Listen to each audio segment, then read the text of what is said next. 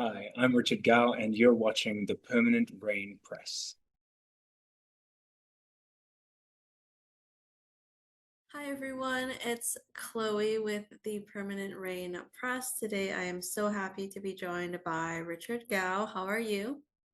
I'm doing well. Thank you, Chloe. Thanks for having me today. Of course, I'm so excited to hear about your time working on Netflix's One Piece season two. But before we get into the new show, what can you share about your background in the arts and what sparked that passion in you to pursue this field as a career? Uh, okay, all right. That is a very, very long story, so I'm gonna try and keep it short. Chloe, this all really started when I was a kid. Um, as a kid growing up in the 90s, we didn't have all access to everything that we have today. So we actually had a thing in South Africa called open time. So we there was a short little period during the day that you could watch any kind of TV. And as a kid, not really understanding what it is, I developed this idea in my head that there were people that lived in movie land, and they just seem to figure everything out, and everything seemed to work out for them. And so I developed this idea that I always wanted to move to movie land. And then obviously as I grew up, I discovered that it was an actual career. So I think that's really where the spark started, is just I was watching these people and the power that they had to tell these incredible stories that was able to move me, as this wide-eyed kid just watching, in my own home. And I always just dreamed of having that kind of effect on people. So I think that's really where it started. But also I drove my parents crazy because I just I don't know, I was just attracted to stories the whole time, and I was oh my gosh, I was a motor mouth when I was a kid. So I just liked to tell stories all the time. And I think that's really where it started. And at school, we had it as an extramural, so it wasn't a subject or anything. And it just felt like continuous play. And I loved that so much, that part of my play and my excitement and my joy was able to affect other people. Well, now that you're in movie land, I hope it hasn't lost its luster for you. I know high I think school, it's gotten bigger, Chloe. I think it's that's the amazing. It's best thing amazing though, just right? You seeing the don't want love it and the to, care. you Yeah, don't want to lose it, right? So it's good to yeah. have that curiosity. And Mm, speaking of school, I know high school plays was part of your past as well. So did you kind of, yeah. were you able to kind of nurture that love and that creativity during those productions? I think so. I was involved in three productions when I was at high school, and then I led my high school musical. No pun intended there. When I was in grade 12, which is what we call matric here. I think it was a beautiful nurturing space because our head of drama at the time, he was an ex-performer and he was giving back to the community being our school, putting on these incredible productions. I was very privileged because even at the time, our headmaster of the school saw the value that this teacher was adding. His name's Nick Jordan, and actually suggested that if the sports teams get to go on tour, then why can't the drama people? Because they're adding just as much value. So we ended up having tours down to the coast and performing in big professional theaters even as high school kids. And I think from there the magic just hit. I think that the first time that I experienced a live professional audience, and that the sound of applause sounds like rain to me, and it was the most soothing sound I ever heard. And I just thought, wow, this is something that I could really do for the rest of my life, and I would be grateful to do it. It's so nice to have people who advocate for the arts and the school systems as well. And you are a fan of Tom Hardy and his career. Which is your favorite project or character of his, and can you detail why? Oh, Chloe, that is a tough one. I am a massive Tom Hardy fan. I think if we ever had to meet, we'd have a pint, and it would be a great night. Uh, I actually got the honor to meet him once when he was filming Mad Max down in Cape Town. It was by chance, to be honest. I was touring in the international musical, well, the international tour of Dirty Dancing at the time, and we were transitioning from Johannesburg to Cape Town, and we saw this gentleman with his peak cap on, just waiting in the line, getting through the gates, and one of my fellow performers said, guys, that's Tom Hardy. And we were all super shy and all that. He went over and he took a photo, which was, oh man, I was so jealous. But we did get a chance to say hi to him, which was really cool. But as far as your question is concerned, that is a tough one. There are two, the two that stick out for me. One is Tommy from Warrior. Um, that film was just it came at such a poignant moment in my life because I've got two older brothers, and it's the story of how brothers not only fight with each other but they fight for each other. And his portrayal was just incredible. I mean, his physical acting was just something that I really look up to. He looked like a man, but he also was dealing with things that go unspoken as men. But also, I think my second favorite was Alfie Solomons in Peaky Blinders. Man, oh, his gravitas on screen and him working with Cillian Murphy was, oh man, it's a masterclass. Just watching those two just burn it up on screen. I don't think I've seen those projects, so I will have to go back and watch Chloe, those. I am a fan you of have The to watch them. Revenant, his work in The Revenant opposite like Leonardo Beautiful. DiCaprio. The Dark Knight Rises, of course, as Yes, Bane. Bane. That Oh, one's, I mean, super mainstream, of course, yeah, but he was really good in that role. yeah. No, he's a phenomenal actor, but I think what really draws me to him is he's a phenomenal human. Um, he just seems so in his own skin, and he shows up in such a big way in every single project that he does. I find myself losing Tom in his characters, and I think that that is a trait that is so beautiful to watch, that he can embody the character completely. Definitely. Yeah. Now, you have experience, like you mentioned, on stage in theater. How did your time on stage ultimately shape you as an artist and performer? What a great question. Yeah, I spent 12 years touring internationally with musicals. I've done shows like Dirty Dancing, Singing in the Rain, We Will Rock You, Joseph and the Amazing Technicolor Dreamcoat, Evita, um, all incredible productions. Which is so funny. Yes, I studied musical theater when I was training in part of my acting, but I think I always had a deep love for film and television, obviously movie land, a little bit crazy kid. And at the time I wanted to go and study something that would teach me a wide variety of skills, because one of the things that I saw from these people in films and in television is their life experience adds such a level of dynamism to their performance. So I wanted to learn how to do that, and then I think in the process I just fell in love with musical theater. How did it affect me as an artist? I think that I developed the idea that life is a musical, that we have a soundtrack that we play in our own heads, depending on what kind of mood we're in and what we're doing in our lives. And I think that that's really stuck with me. So, I mean, it's also one of the things that I like to think of is what is the music my characters are listening to? And that really invites me into their mood, into their feeling, into their soul. Um, yeah, but also one of the things of being on stage that's so different from being in front of the camera is you get instant feedback. So you learn very quickly how to connect with people through the material and what works, what doesn't. And the rehearsal process is just something that I think is so important when creating art. The commitment to the craft and just being able to put so many hours and such love and care into something that you want to do it so many times in order to get it right. I think that's an incredibly beautiful trait to have as a human, not just as an artist. And there's something about being just so present in the moment. Like I know as a character, when you're in film and TV, you have to be present as well, but it's different to get that live feedback and then maybe kind of Sure. adapt a little while you're performing.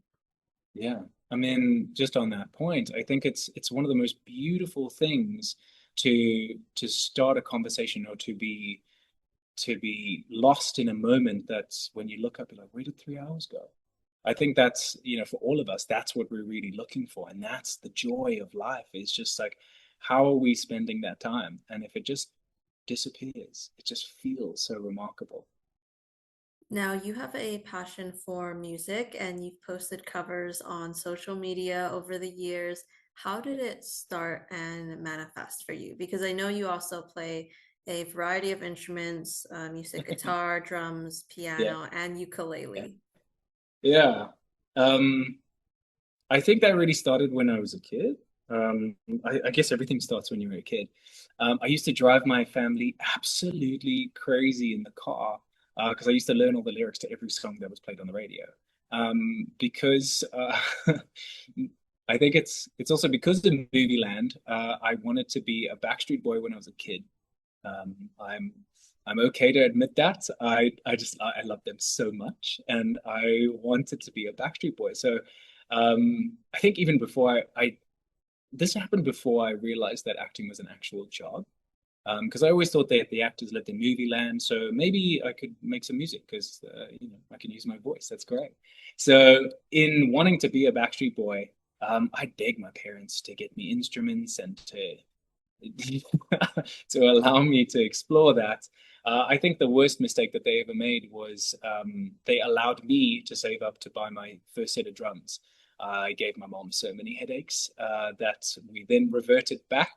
When I was 19, my parents gifted me my beautiful guitar that I have now. And they said, here, this is something you can play outside. So I went and saved my mom all the headaches, and I fell in love with it. I think it's just because that dynamic of including music into storytelling, it provides a way for spoken word, for sung word to really affect someone's soul through the chord transitions. And yeah, I think I've been writing songs since, I wouldn't say great songs, since I was 12. And I still write to this day. Yeah, it's a spiritual endeavor, but it also informs me of where I am in life. I think my favorite cover that you've posted so far, I'll dig back to the archives. You posted one on an old SoundCloud account of Pompeii by Basti. No, gosh, And really? here's I the did time where that? you Oh, remember that it's still up there. Chloe, no! I forgot about that completely. Um, I recorded that in my parents' basement because they had said, you're making too much noise, go into the basement. And I did all the harmonies on that. I was trying to learn about harmonies. I was trying to learn about singing. I was trying to learn about my voice. And that is one of those that when you look back, you're like, wow, I'm really embarrassed that I let anyone else hear that. But I'm really grateful I did because yeah, it led to new things. I cannot believe you listened to that. It has a good I mean, you said you recorded the vocals for it. And I mean, it's such I a did. beautiful song. Like it has a good kind of Yeah. choral chorus loop to it. So you mentioned you're still writing. I'm curious, what kind of music do you listen to and gravitate towards as an artist? And can you give any update on anything you'll be releasing or posting in the near future on the music front? I can. I can. Let's touch on who I love to listen to. I'm a like I mentioned, I'm a very lyric orientated human. It's all about the story and how did the lyrics mesh with the musical melody. So I've always gravitated towards singer-songwriter type of artists, where it's more lyric based and it's more story and it's more about interaction. It's more about the human experience. Um, I guess some of my favorite artists from all time is, from a band point of view, is Fall Out Boy, Panic at the Disco, 30 Seconds to Mars. Those are the three bands that come to mind. Man, Jared Leto, what a guy. And then as far as like solo artists are concerned, I love John Mayer, um, Jason Mraz, Ed Sheeran. I actually met Ed Sheeran's brother once at it's so funny, it's coming back to me. At the the Intercontinental in Wellington when I was doing Singing in the Rain there. What a wild night. He was playing a concert and he brought his brother along, and his brother was at the bar, and it had a needed to sleep because he was rocking the world with his beautiful music. The second part of the question, which is your original music. There was Oh like a yeah, two-parter. yeah. Chloe, I am in the process of working through original music. I hope to release it soon.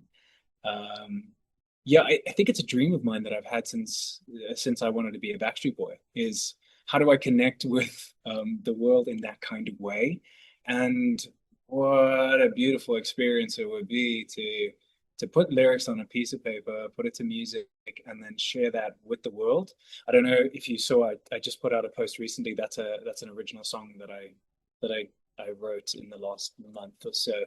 I'm still working on it, but I wanted to put out something raw and just say, well, hi, and thank you so much to everyone that has now joined the journey. What was that one titled? Oh, it's called Caution to the Wind. Yeah, it's oh man, I like it. I like it, and I hope people like it too.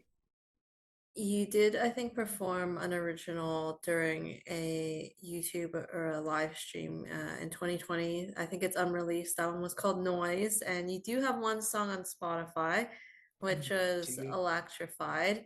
Yeah. What are you inspired by as a songwriter? Oh, I mean, that's interesting. Electrified was written for a TV show that we shot here in South Africa called Legacy. It was on the streaming platform Showmax and on one of our local distributors, which is Mnet. Um, and funny story, the director, J. Govinda, uh, I was playing an electrician, and it wasn't never written into the character that he writes or sings or does anything. And I think I was just playing some of my music with some of the other cast members, and she walked past and she said, "What's going on?"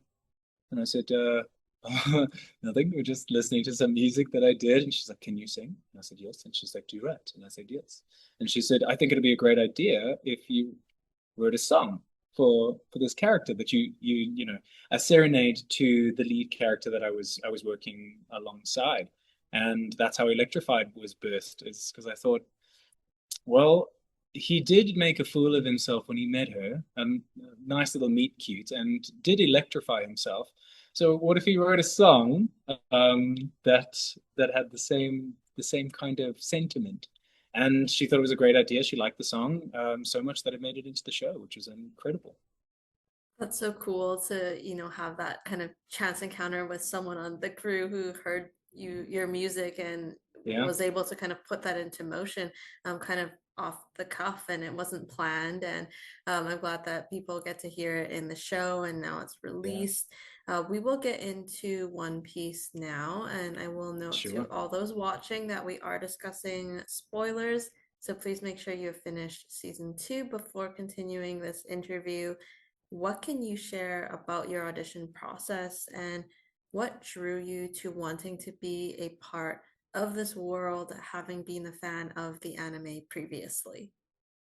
I think that kind of answers itself, Chloe. I think anyone that has watched the show, they've watched the manga or the anime. It's such a beautiful show. And I remember um, more movie land talk, movie character talk. I watched the first season, and I just found myself in awe that how the team was able to translate a an animation into something live action that felt real, that felt like it was cased in reality.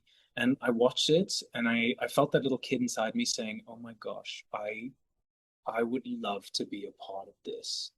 And I remember when the auditions came out, I auditioned for a couple of characters, which was I was very, very blessed to audition for a couple of the characters. And then obviously eventually got Calico Yorki. I did read this one interview that Oda Sensei said how he watches all of the tapes that get sent through, and his process. It sounds like him that he gets an energy from the performance, and he's like that matches the energy of the character, and that ultimately leads to some decisions that get made. And I just thought, what an absolute privilege that that the energy that of me can be associated with the character of Calico Yorki. Thought that was amazing. But yeah, the casting team that does a bunch of the castings, Bonnie Rodini, I met her at the table read for the first couple of episodes for season 2, and what an incredible human! Just such a gift to our industry, such a great eye, and just yeah, I just felt really grateful to be involved in the capacity that I was in the show. Are you able to disclose what other characters you auditioned for? Um, to be honest with you, Chloe, I'm not sure. Because at the time, during the casting process, everything was under code names. So I guessed. And then I guess on retrospect, seeing the characters on season 2, I was like, oh my gosh, I did audition for that, which was crazy. Um, yeah, I think the only one that I really remember auditioning for was Captain Smoker. I sent in a tape for that, and the only reason I knew that was because of the iconic ice cream scene. And I was like, oh, okay, cool. I can't remember what the code name was, and obviously I didn't know the code name for the character that I ended up playing.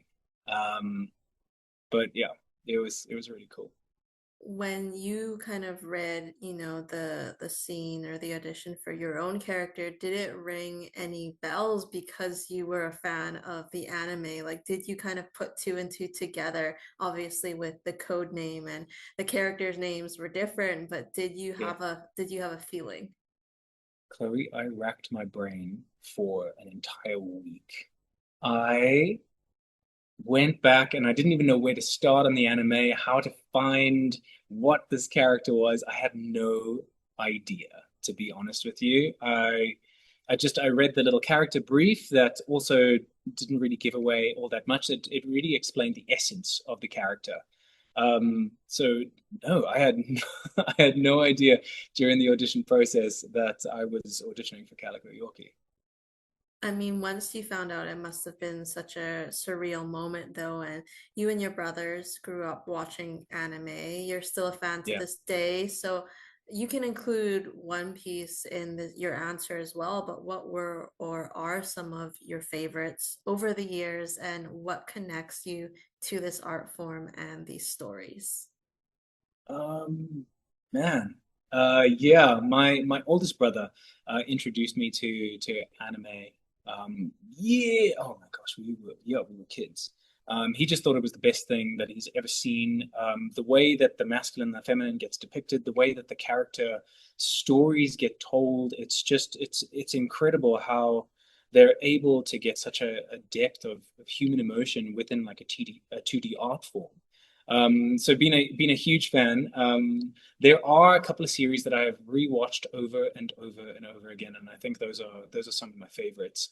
Um, because I'm story orientated, I get attached more to the the story of the main characters, and the three that I've watched the most is One Piece.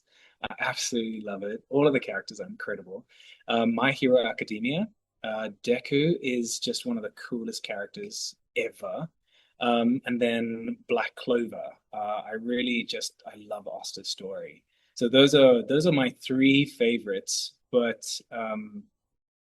there's so much great art that keeps coming in that art form that it's really hard to continue to have a favorite because I just want to consume it all.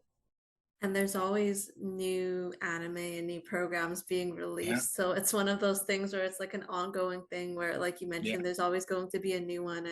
And the it's just so world building, like these yeah. stories and these characters. And I think that's what draws a lot of people in.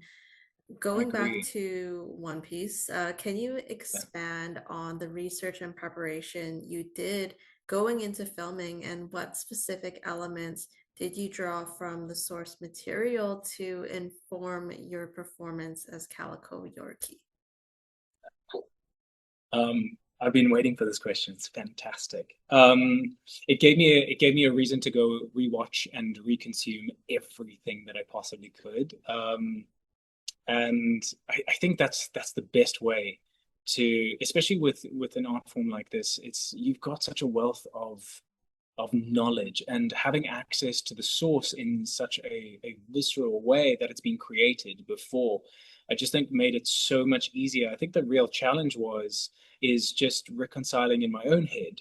How do I embody that character in such a way that does justice to the character? So I spent hours and hours just looking, watching. I did a lot of mirror work in the process, and just finding out the nuances that of the character and what the character actually means to the fans. I think that was really the essence that I was trying to find is how do I convey that essence that that really does justice to the beautiful story and the impact that the Rumbar Pirates have on the story at large, but also to the Straw Hats, moving forward as Brook, becomes part of the Straw Hats.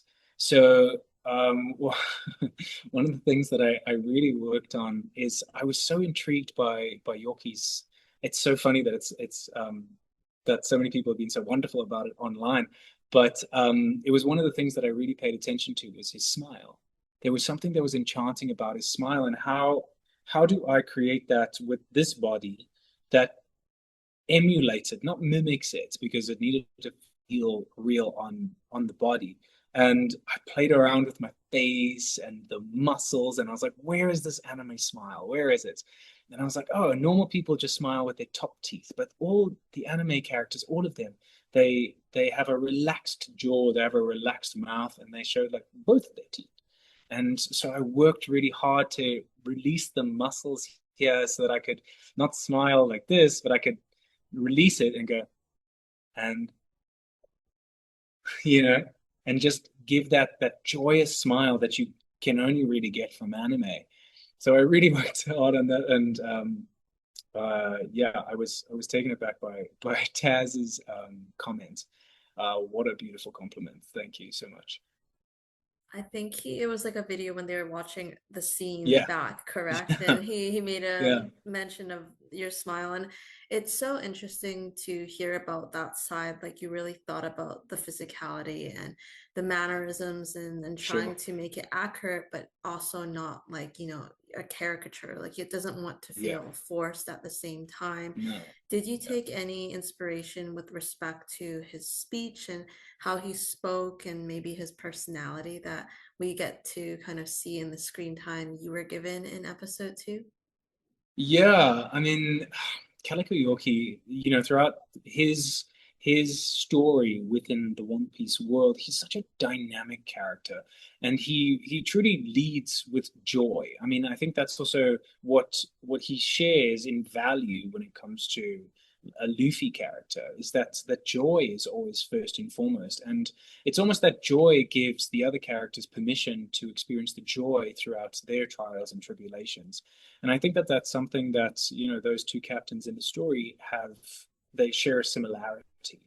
I think that's really just something that I wanted to try and embody. So as far as it comes to the source material, um, I really made it my mission to, I didn't want Calico Yorki to feel like me. I wanted Calico Yorki to feel like Calico Yorki. I think there's nothing that's, just like, one of my idols, Tom Hardy. I wanted to challenge myself and to lose myself in the role. Um, and then hopefully people see the character rather than they see the actor working. Because the character lives within that world, the actor is just a vessel. And that was something that I really I wanted I wanted to try my best to do the character justice, because he's such a beautiful character and with such light. Um, and he means so much to the fans and obviously to the Brook character. It was something that I took really seriously, which is why I took hours and hours of continued enjoyment rewatching as much of the source material as I could. So, on that note, what kind of Yeah. captain and leader do you think Calico Yorki is, and what is his relationship like with his crew? Um, I think one of the things that truly, well, for me, I loved exploring was the childlike curiosity, but also just because I think that that's a power that we overlook in today's day and age is having that curiosity, not just about life itself, but about exploring the world and exploring other people. Um, there's there's a universe living inside each and every single one of us, and I think part of his captaincy that makes him the captain that he is he sees that entire life and he celebrates that life, but not from afar. He tries to interact with it. Because in the anime he gets drunk with his crew. He makes fun of them. Um, he disciplines them when they get out of line. So he's got this big brother father figure, but also, you know, someone that is near and dear to your heart. I think, as far as his style is concerned, is just how does he lead with love and with example, you know, embodying that masculine energy, not necessarily of bossing people around, but just how does he lead? So I think of it as a dance. It's like how does he hold the frame so that people can the beauty can happen within the space between whoever he's interacting with. I like that kind of analogy there because it's one of those things where, like you mentioned, he has that physical presence, but he's not one to boss people around either. But at the No. same time, he is a captain. He does have to Yes. lead his ship and his Yeah. crew to their next adventure. Naturally, when you play a character, there's thought given to one's Mm. past. I will note that this is, of course, non-canon because it's not explicitly explained in the source material, but did you consider his background prior to becoming captain of the Rumbar Pirates and what may have led Calico Yorki to this life? This is such a great question, Cole. Um, I could speculate about all these characters' backstories, but the one thing that I thought would be hugely valuable is what kind of pirate do I want to be? And when I was that kid thinking about these people in movie land, is what kind of pirate would I have looked up to? It's actually funny. I got a hold of this book about a year or two ago, and it said "Be More Pirate," and really it's a self-help book that explains why the golden age of piracy was so poignant, but not necessarily from all of the treasure that they got, but why people were attracted to this idea of piracy, of this freedom. And I started to think about myself. So I started to add myself into that backstory of Calico Yorki. What would lead me to go on this adventure to find the One Piece? What is the most important thing? And I think one of the things that I love so much about him and the inclusion of his crew is they truly understand that it's the journey. It's not necessarily about the destination. It's not about the goal, the objective. It's what kind of people are we going to become in order to earn the objective. And I think that was something that I tried to add into his backstory is when what would have made him go onto a ship and explore. Um, and I just found a lot of similarities to the life that I'm currently living. Is what kind of person do I want to become in order to earn the the objective, the outcome, the goal? And I think that's something that's really beautiful, is because we're all goal orientated, but a lot of the time we're worried about what happens to us when we get the goal, and it's more about you'll get the goal when you earn the right to have that goal come into your life. And I think that's something that Calico Yorki embodies, and especially with his crew, the way that he interacts with them is definitely something that he wants the best for them, and I think we also see that with his whale crew as well. You know, he's it's really about the journey. It's not about the destination. Thank you for sharing all of that. And that's such a good That's way to what. put it in terms of his mental capacity and his mindset. His physique is also showcased in the show, and I know that fitness is very important to you. How does regular physical activity help with your well-being? And did you have a specific regimen to prepare for this role? Chloe, I've been physical my entire life, and especially when I got into the acting side of life, I was trained as a dancer in multiple disciplines, and we had to learn how to do that for stage productions. So I got used to the type of training and the intensity of the training. So I continue that to this day. The closest thing that I found to dancing in a dance production is CrossFit. So I do CrossFit at my local gym, my favorite, CrossFit 360 Vita. And the owner, Laura Zika, helped me to when I got the role, I said to her, I was like, listen, Laura, he wears this beautiful coat, but I don't look like that right now. So can you help me? And luckily, we've been friends for a good 5 years now. And she said, okay, let's do this. Let's implement everything that is taught within the gym and her modalities. And we actually specifically trained for the role because, yeah, it was just part of the prep. No, I guess no one really asked me to do it, but it's something that I wanted to gift to the character. Um, it's not necessarily something that I had at the time, but it was something that was worth working towards. Putting in the extra hours, changing the diet, exercising the way that I did, in order for Calico Yorki to truly live. And with the And as far fitness, as oh, I was gonna say it must help as well with like the physical, but also the mental sure, well-being. And it probably made you sure, feel good, like, to get to this point where you can play sure, this character that is in the show like that and then have it reflected physically.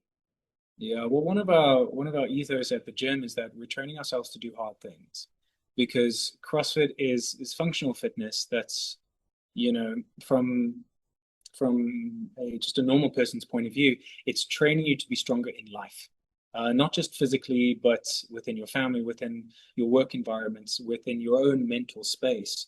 So we lovingly say that, yeah, the workouts are hard, but we're training ourselves to do hard things. How was your experience with the hair, makeup, and wardrobe departments? And how did your wig, face tattoos, and outfit really help shape your portrayal?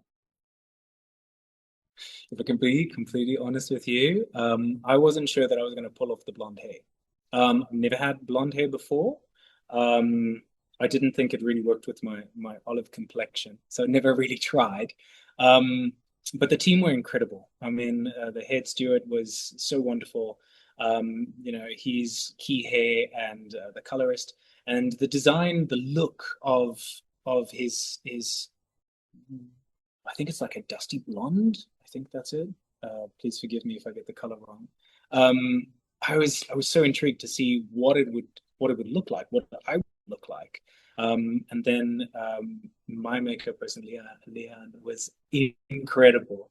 Actually, it was so strange. With the first time we put the wig on, I didn't think it was going to work. Obviously, the team, they're so incredible. The vision that they had, the way that they were able to look at me in my current state and imagine what I would look like as Calico Yorkie. I think that their artistry was just phenomenal. But the first time they put the wig on, I think there was a pause of about 30 seconds, and everyone just, I think we were a little bit confused because it just worked. I was very grateful. I was very grateful. But also, I can't remember who it was, but they walked past and they said, "This is very confusing." I said, "What's confusing?" They said, "You look pretty." And I was like, "Oh, I don't know if that's going to work for a pirate." And she's like, "Oh, I think it'll work." So, it was quite an experience. I'm very grateful. I mean, even some of the fans have suggested that I go blonde again. Um, I am considering it. I mean, that's the best kind of compliment, like an unexpected one where it just Sure. works. And I think a lot of fans are loving it. And we'll talk a bit about that support in a bit because I've seen some edits that you've reposted. But tell me about Laboon and how you interpreted the young whale's kindred relationship with Calico Yorki and his crew. Like, what love and respect was there? Wow, I think. Oh, this is just something that came from the heart. Is when we were figuring out the how I really wanted to play the scene is I wanted Calico Yorki to treat him as one of his crew. It's his journey is just as important, and I think the surprise of Laboon arriving after uh, coming through Reverse Mountain was a pleasant surprise. Um, but yeah, it's just one of the things that I love most about the Rumbar Pirates is their ethos. That they bring a smile to children's faces, and I just think that that's so beautiful. Not just from physical children that smile every time they arrive and they play their music, and it's this beautiful experience. But I think maybe this is just because I love having these kinds of conversations. Is that they speak to the inner child of everyone, not just the pirates, but to the people on land. And I think that that's so beautiful. And Laboon is such a great representation of that childlike nature that's getting pulled towards the energy of the Rumbar Pirates. Um, oh man, and they smashed Laboon out of the park. So beautiful. Yeah, man, how they were able to get such personality in Laboon, just chef's kiss. Seeing episode two for the first time and seeing the CGI Laboon added Yeah. in, I mean, tell me about that for you. Like, do you remember, were you at home? Like, did you get some kind of screener? Did you get to see anything in post-production? What Laboon looked like? That it was just as a surprise as it was for me, for all of the fans. I remember the day it came out. I went over to my brother and my sister-in-law's house, and my little niece, she's now 2. She came and ran up to me and said, "Uncle, Uncle," and I put on the episode, and she looked at me bewildered and couldn't understand why I was crying. Because the scene was so beautiful. The way that it was constructed, yeah, I think it was definitely something that I experienced during the anime as well, watching the Rumbar Pirates backstory. It's so heartfelt, and the production team really just it's phenomenal. I think you've seen from the audience reaction that it's special. It really is special. So yeah, I'm okay to admit that I was like all the other fans, and I was too. I shed a tear for the beautiful friendship and the difficult decision that was had to be made in order to protect such a beautiful creature. Well, let's talk about that decision. Like, Oh, from oh, Calico Yorki's perspective, can you yeah. take me through that conversation he shares with Crocus and what emotions and struggles you focused on emulating? Oh, wow. Um, I think it was for the first time Calico Yorki had to come to the realization that freedom comes at the price. And as much as joy is on the menu, um, survival in order to experience that joy is just as important. And understanding that the trials and the tribulations that they would face um, potentially is not the right breeding ground for so beautiful Laboon, especially at such a young age when we meet Laboon. Um, I think it was a difficult decision for any captain to make, to say a crew member that brings so much love and so much joy to the rest of the crew by Laboon's involvement, and Laboon's love for the music and for everything that the Rumbar Pirates stand for. Um, I think it was in that interaction with Crocus, because of the relationship that has been created with those two. Um, I think it was the gravitas of the responsibility in order to be a effective captain is also to make difficult decisions. That's not just based around fun and joy, and it's what could potentially be the best. Because what is the alternative?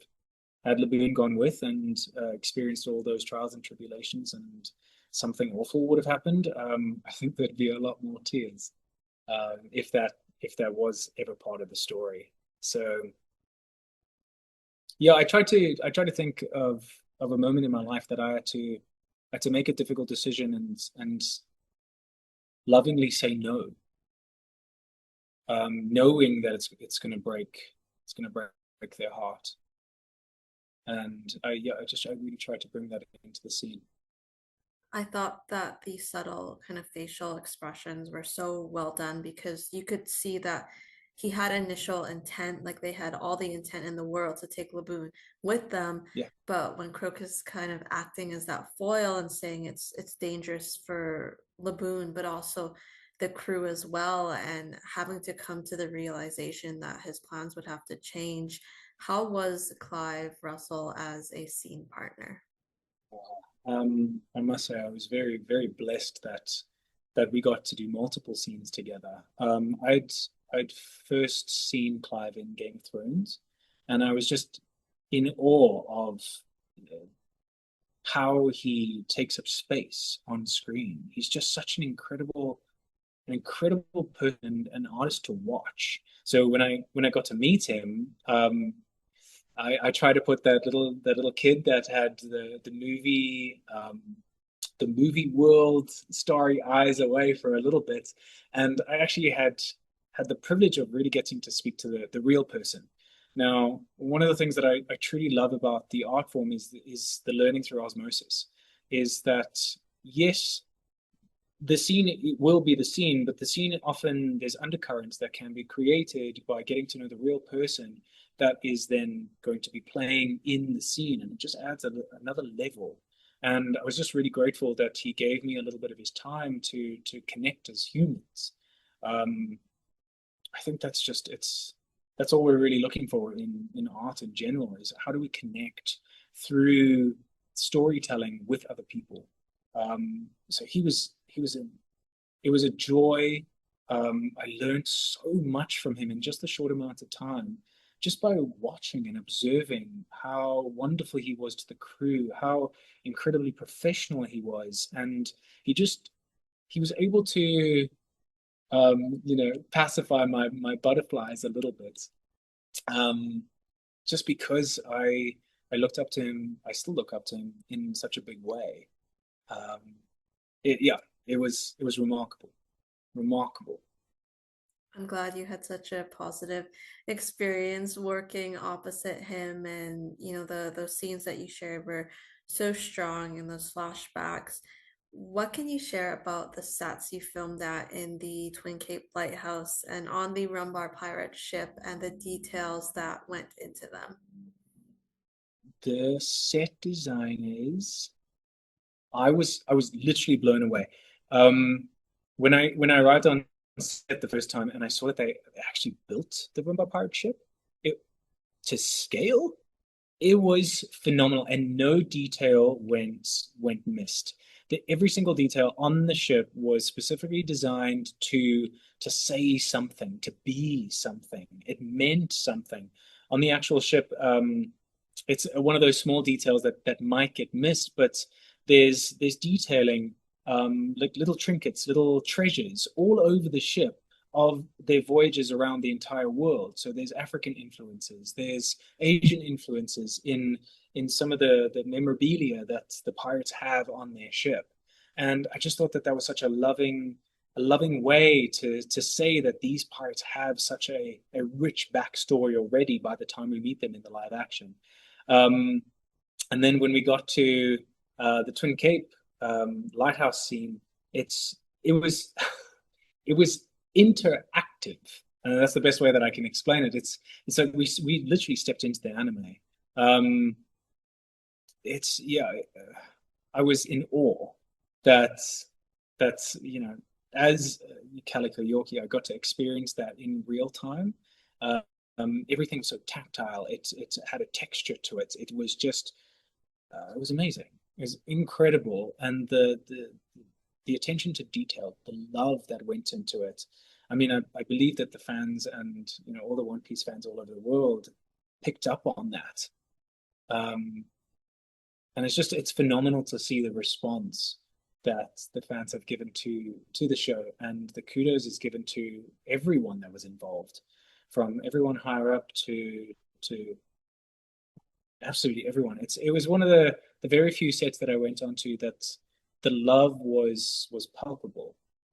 Every single person in every single department absolutely loves being a part of creating such an incredible world. It's so nice as an artist to be transported to a space where you don't really Mm. have to pretend. And I know practical sets was something largely important, especially in season two. Now, in the source material, we know that Yorkie falls ill and may or may not meet his end somewhere along their adventures in the Grand Line. What are your thoughts on the character's arc, and would you be open to returning in a future season to continue or close his chapter? I mean, being a fan, I know what happens.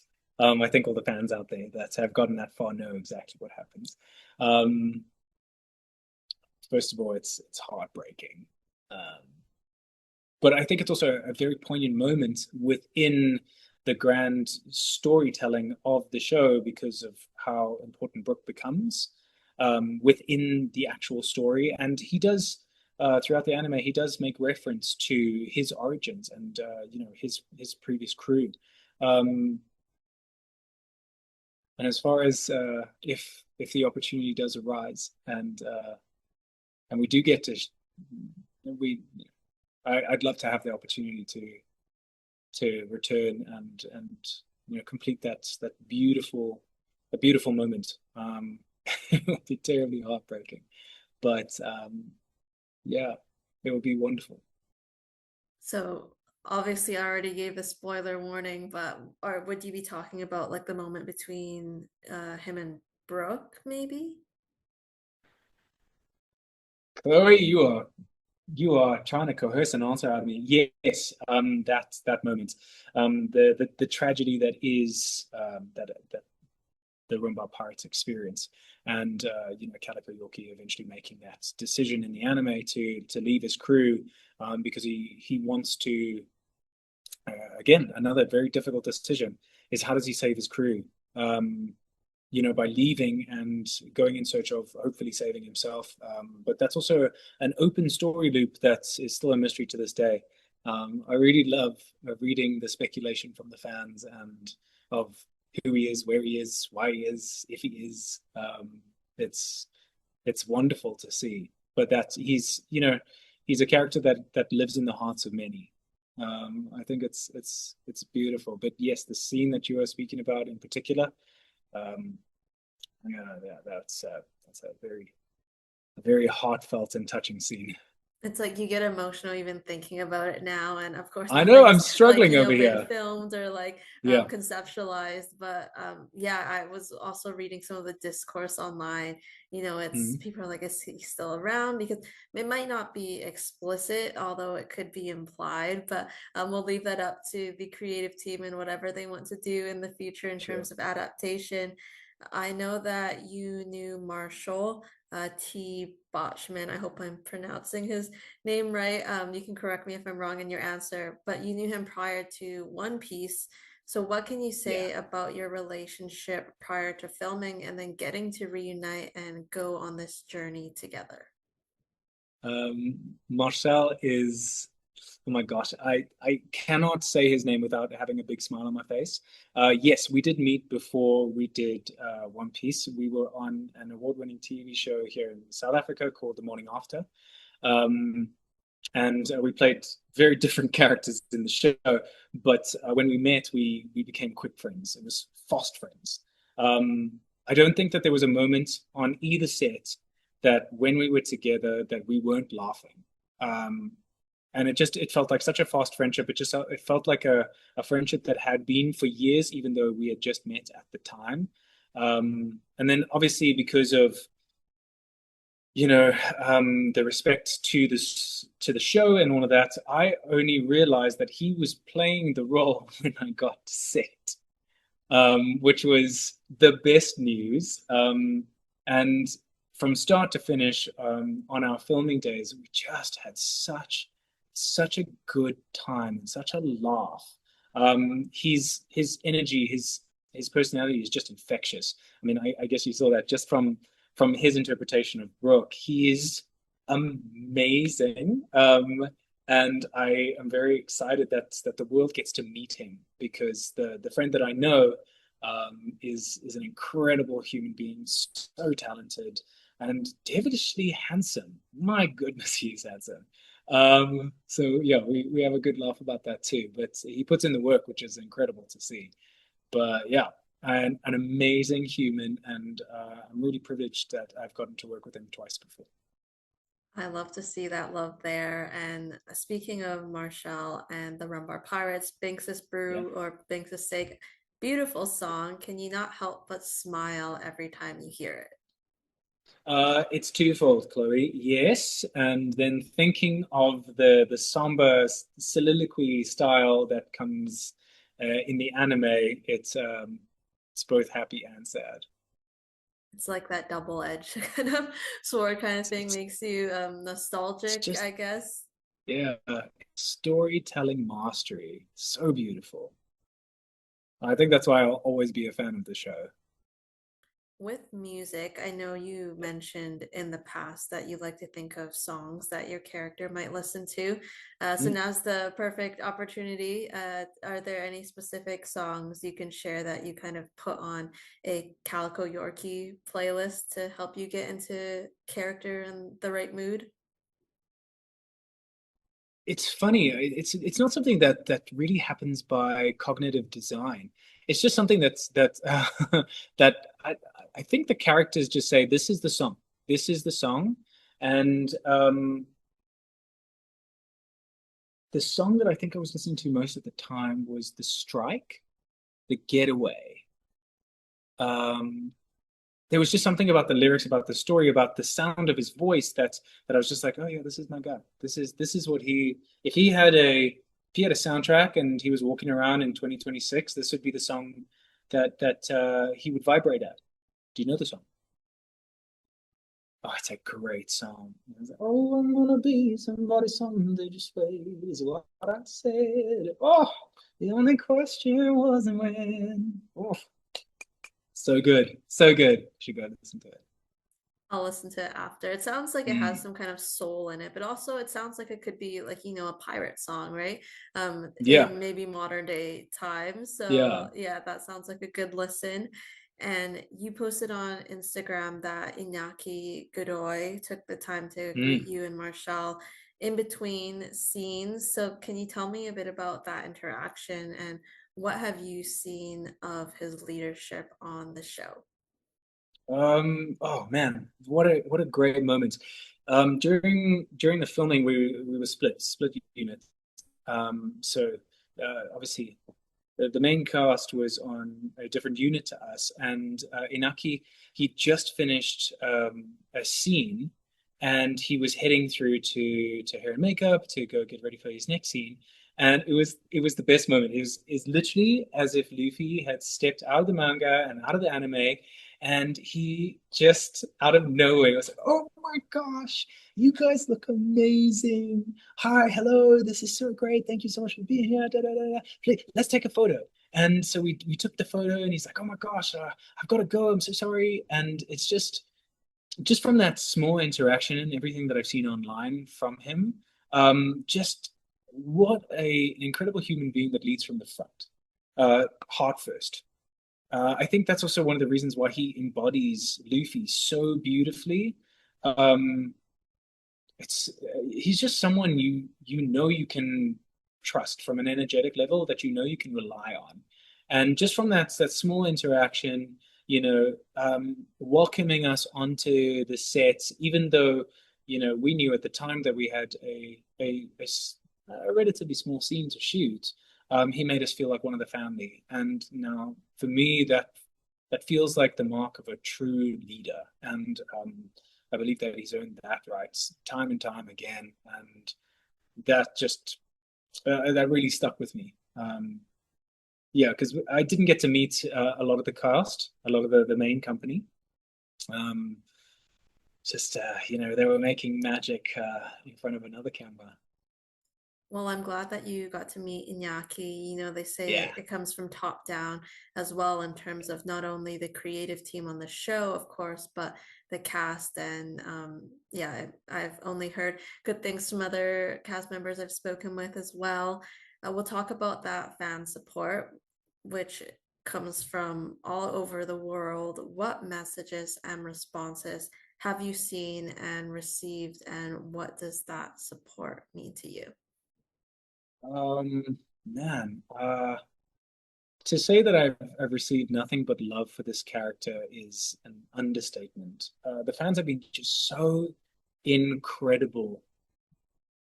I mean, I knew how much Calico Yorki meant to me by watching the anime, but it's incredible to see how loved he is, and I'm just so grateful that I was able to do him justice. Because I believe he deserved to have that respect. And the fans have been absolutely nothing but supportive. More so, which is so wonderful, is that not just from the support for the character, but the support for me as the human that embodied that. They've just been so wonderful. So many beautiful messages that have come through. I've made it my mission to say thank you to every single one of them because I know that they didn't have to. None of them had to follow me. None of them had to say those wonderful things, and I'm just so grateful that they did. There's nothing more honoring as someone in the arts that does something that is seen, that is validated and loved by the world. So it just feels right to give that gratitude back to the fans that took time out of their day to say thank you so much. You represented him, and that was yeah. It's been amazing. It's been overwhelming in the best way possible. It just feels like, oh, all my friends have arrived at the same time, and we're here just to celebrate this beautiful moment. And there's been fan art and videos, and does that Yeah, no, ever, it's is it been like a pinch me incredible. moment to kind of see? I mean, it's the character, but it's you as the Sure. character. Yeah. It's as far as that is concerned, it's I was trying to explain this to my dad. To be to have done something that someone is inspired by to then create something from, um, that is an energy transference and a gift that I can't explain. That that someone was inspired by something that I did and they created something and brought it into the world. What a privilege. With your family, your parents, Yeah. what has their response been now that everyone has finally gotten to see what you were like, that maybe that top secret project that you worked on Yeah. the other year? Um, my family has been nothing but supportive throughout my entire career. I think I have tested their patience by some of my previous film projects and series projects. I've played some very interesting, dark, twisted characters before. I think the relief that I played a wonderful person this time. I think they all sighed a collective sigh of relief. But also, it's it's a big thing for us because my parents have seen me singing at the top of my lungs in the car, trying to do Backstreet Back in the kitchen, and for them to see this little kid you know live in movie land. Yeah, it's been very very special. I don't think I laughed. My dad was like, "A pirate? Really? Really? A pirate?" And I was like, "Yeah, but I'm a pirate, Dad. I've always been a pirate." And he's like, "I know. That's what this makes this so special." So, yeah, it was very very cool. When you watched the show with your niece, did she recognize you or did she not? I mean, she's barely 2 years old.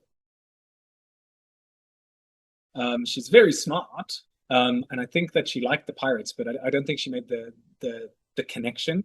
Because also when the show came out, I had a big beard because I was shooting um, shooting on another project, and I think she's gotten to know me as the beard. It's going to be so funny to see if she actually recognizes me without the beard. But it's definitely something that's on my radar to share with her when she's a little bit older, and just say, yeah, your uncle did some cool things and made some cool friends along the way.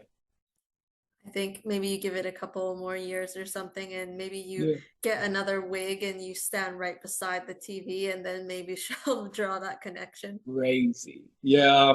Um, oh man, just full of gratitude and just proud. And this show is something that people of all ages can really enjoy as well. So Mm. I'm sure you'll be getting a lot more love and support as time goes on and people watch the show. We'll talk about some upcoming projects you have. We'll start with starring as Ryan in the upcoming indie South African crime drama, Martyrs. What can you share about this project and the team behind it? Yeah, sorry. In South Africa, it's pronounced Rian. So I know it is written as Ryan, but Rian. His name is Rian Uwais, and the creative genius behind this project is actually uh, well, my collaborating partner, Walid Al Yamani. And we also worked together on a previous project called Verified, which we've taken on to some indie film festivals and won some really incredible awards for that. So he's the creative mind behind this entire world, this entire universe. The story follows Rian's journey back from his own internal depths. We meet him at a time where he's a an ex-military that has now come back to a futuristic South African setting where um, where crime is running rife and a new drug has hit the street that threatens to disrupt all of society. And him being a tactician in his past, he gets caught up in this whirlwind of discovering syndicates and breaking up, all like cleaning the streets, if you will. So it's a crime drama that is action elements in it, but really, just heart. Um, the producers, Melissa Khan and Walid Al Yamani, they want to create a world that feels like an international story told in an African setting. It's very ambitious, and yeah, from the footage that we've seen so far, I think it's going to be a very special project. I'm very grateful to be a part of it. Um, yeah, I can't wait to share it with everyone. Yeah, I think it's the character is very different to what everyone has seen from Calico Yorki. As you can see, the design of the character is more Miami Vice, like Colin Farrell inspired with the moustache. Um, but yeah, I I think that's all I can share about it for now. I don't want to give away too many spoilers. Bit of a darker tone, but it sounds very intriguing, and I believe it will Mm. start launching in May. Is that correct? Yeah, so the pilot will come out in May, and then we are looking at continuing the first season with I think a total of 7 or 8 episodes, which will be fantastic. Something for the fans to really sink their teeth into and get to fall in love with a different version of a different kind of hero. And will that be available like worldwide online for people to watch? Chloe, I tell you what, when I have locked that down with the creative team, you'll be the first to know. And I'm sure you'll be posting on socials as well. So you mentioned having a beard that just came off. Is that what you're currently filming, or is it Yes. another? Okay, so that's Yeah. a So pilot for Martyrs. yeah, so we were shooting some flashback sequences, which is the irony is so funny. Shooting some flashback sequences, so he needs to look a little bit rugged, and so we grew the beard out. And now that we've completed those flashback sequences, we are going to now shoot the climax of the episode, which is going to be epic. And then yeah, we'll move towards completion through the edit and post production. Just a little tease that there's something exciting coming and more exhilarating scenes for you to shoot outside of film. You are also a business owner and entrepreneur in the self motivation and digital marketing spaces. How did you grow a passion for and land in these industries?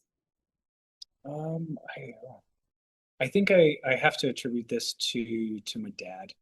My dad has always had a passion for motivational speaking and has given many keynotes and helped teams across the world to manage mindset and to manage that head-heart connection.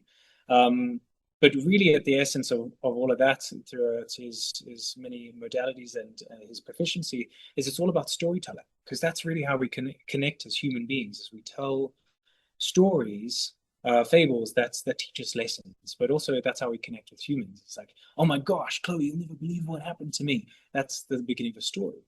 So I think it was the natural progression of my love for all kinds of storytelling, whether it's song, whether it's dance, whether it's acting on stage, on film.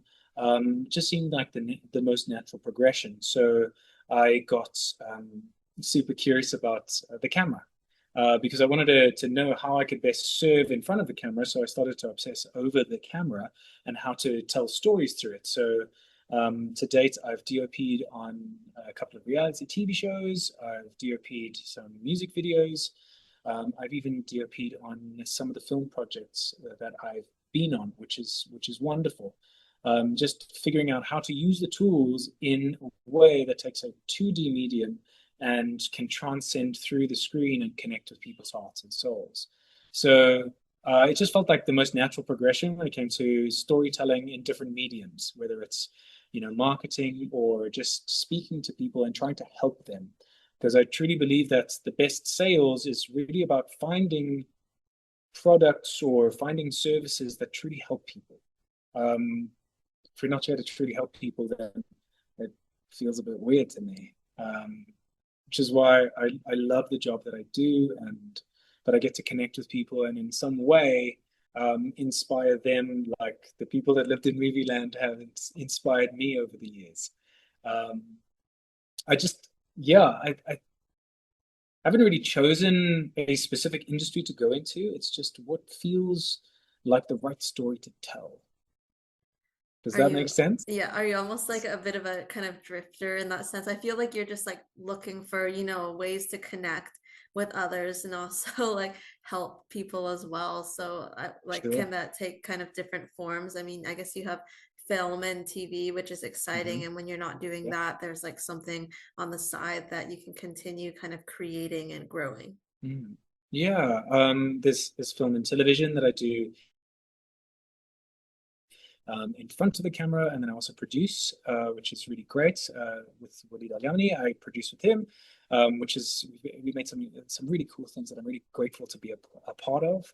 Then also I'm involved with a technology company that we build SaaS products and infrastructure that helps people buy back their time because it's the one resource that we can never get back. So really just trying to, in all of the things that I'm doing and currently, oh my gosh, currently studying to um, be a certified life coach. It just feels right because the more that I can understand how to communicate better, the I think the better we all understand how to communicate not only our stories but to listen to other people's stories, the the better the world will be. So yeah, I mean, I wouldn't say a drifter, but I did drive my parents absolutely crazy because I just want to try everything. I want to experience everything that life has to offer. And I want to find what those things are that makes time disappear. Like this conversation has. I cannot believe we've been talking for so long. I hope you don't have somewhere else you need to be, but I really appreciate No you way I'd rather be. sharing all of that in terms of I hope I didn't mean that in necessarily a negative connotation, but you are focused on what you want to do and you do have a passion for helping others. It sounds like self-improvement as well and kind of refining those skills. So I hope that goes well for you. I have one more question for you, our signature Yeah. question. If you could be any ice cream flavor, which would you be and why? So you're gonna have to clarify this one for me. If I could be it or if I could have it. Be it. Oh, if I So could we're be looking it. for like Okay. a metaphorical answer Um, here. oh, Chloe, I don't know if you have this specific ice cream in your part of the world, but it's called a tornado. Do you know the tornado? Oh my gosh. When you come and visit this part of the world, it is, if I could be any ice cream, it would be that one. It's three different flavors. There's a core flavor in the middle. It's like a sorbet kind of ice cream. So it's just one of those that you get from the shops. It's got like a center core, and then it's got two flavors that twirl around it. So it looks like a tornado. The flavor combination is incredible, but also I think that it is the best representation um, of the human being that I am. A whirlwind of energy, but also I just I want to make sure that everyone is man, this is one of those things that I'm finding more and more um, connective tissue between Captain Calico Yorki and the human that I am. So the casting team, man, maybe they saw something that I didn't. But it's really about like how do you elevate with that kind of support, and I think that that's really wonderful. So yes, I would be a tornado ice cream, not because of the destruction, but yeah, I don't know a clever answer for that. I like I would say like hearing what you had to say, like the physical form in terms of it's almost like wrapping in a bit of a hug, the way you kind of Yeah, described how it goes around. there's So I like yeah. it. Maybe this isn't the best to be on your show, but my dad always said to me when I was growing up, and I just thought it was such a beautiful representation of everything that's happening. He said, "My fuel, the fuel that I live on, is hugs," and I was like, "That's so nice." There's nothing like a hug from at the right moment at the right time. Um, yeah, That's such a sweet note to end things on. Richard, it's been such a treat to get to speak with you. Thank you so much for taking the time to chat. you are most welcome. Thank you so much for having me on the show. It was a real privilege to share it with you and your audience. And for all the fans, what a privilege to get to know each other a little bit better. Truly inspired by all of you, the creation, the comments, the love that this incredible community has. And I hope it keeps on going for you. I hope we Absolutely. also get to catch up in the future. But until then, for all those watching, make sure to catch Richard as Calico Yorki in One Piece Season 2, which is out now on Netflix. We'll leave his socials below, so stay updated with new projects, including Martyrs. Thank you for watching, and we will see you next time. Thank you, everybody.